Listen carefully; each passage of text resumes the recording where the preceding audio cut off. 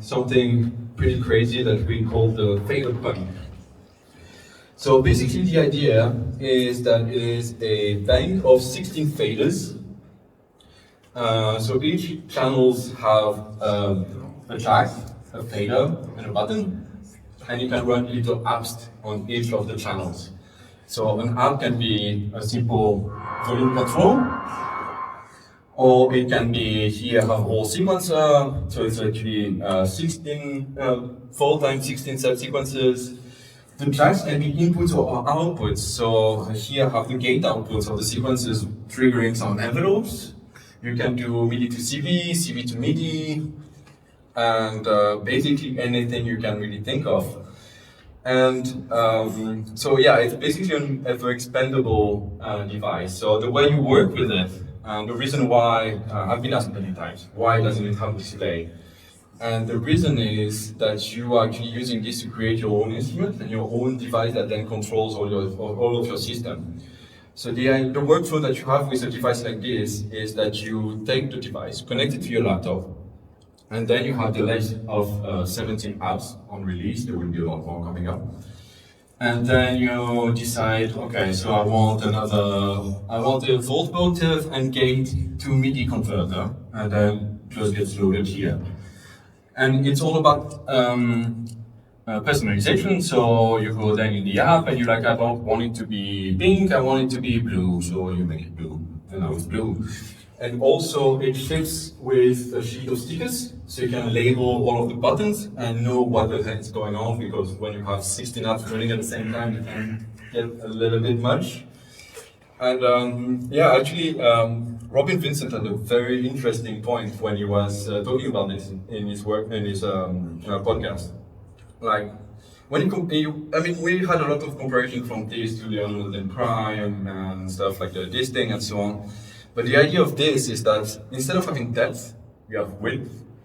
And the idea is that everything is laid out on the front panel, and all of the apps have only like whatever you can do with the front panel. So if you have an AD envelope, well, it's going to be attack and decay. It's very logical. And you then have some shift functions pressing the shift button, and then you have very simple functions that you would expect. An attenuator for the output, or like changing small parameters. But we're never really going into like super complex functions, and just trying to cover all the basics. And just the complexity actually comes from combining them and just plugging everything together. And I don't remember if I said so, but the tracks can be inputs or outputs. So that means that you can do stuff like MIDI to CV, CV to MIDI. So you can sequence your modular from your laptop. You can sequence your laptop from the modular. You can add some CV to a, I don't know, polyphonic or MIDI device. Like, I don't know, like I see a Tomberg here, brand new. Then you can connect this to that, and then just send CV and then modulate parameters from there. But you can also modulate stuff from there, and all at the same time. And I see a lot of some modular synthesizers around as well.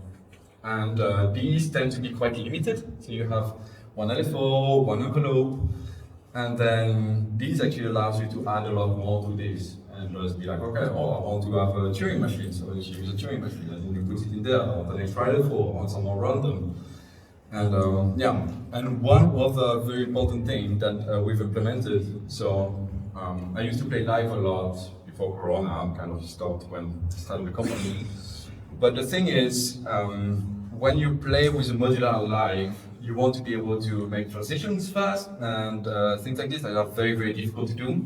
Actually, this allows you to do this, actually bring some presets to a modular, because when you press the scene button that is here, and press one of the buttons here, you can recall or save the state of the entire device. So that would be recalling the LFO waveform, the LFO speed, the envelope settings, the sequences, and everything. So, yeah, it's, I guess, I might not take questions now. I'll be playing a little bit so you can see what it does, and then if you have questions, you can come to me, and then we can discuss it. I'm going to be around, and yeah. Yeah.